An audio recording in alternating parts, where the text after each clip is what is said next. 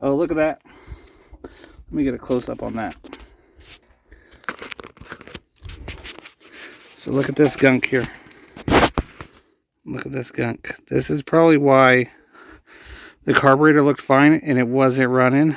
Is because that right there. See how it's barely coming up? So I'm going to clean this off. I'm going to show you guys how I do that. So let's go ahead and clean that up real quick. You see that nasty stuff there? See, this thing should come right back up. But I have to pull it. So let me clean that.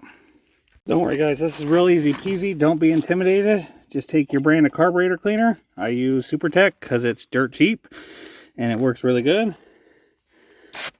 And you're just going to spray it. You're going to take your cleaning brushes, clean around where that gunk is.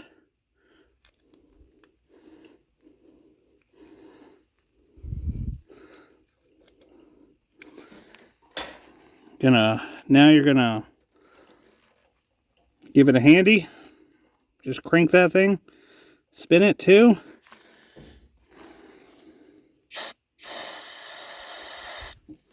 Flip it upside down, hit it. Oh yeah, spank that.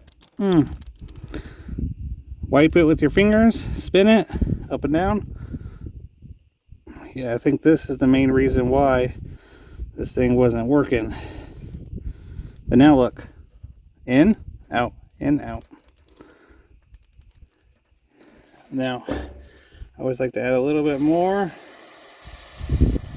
just to make sure we get it in there. Hit it like this, upside down, go back up. Try to get as much of that out as you can, spin it. And if this thing is 100%, you're worried that it's 100% shot or you don't want to replace it, you can snip it off, but it's for anti-backfire. Now I'm going to put some power to it and show you guys what it's supposed to do. When you set it to gas, but see it? There we go. So we know it does go in and out now, no problem. So let's put it back together.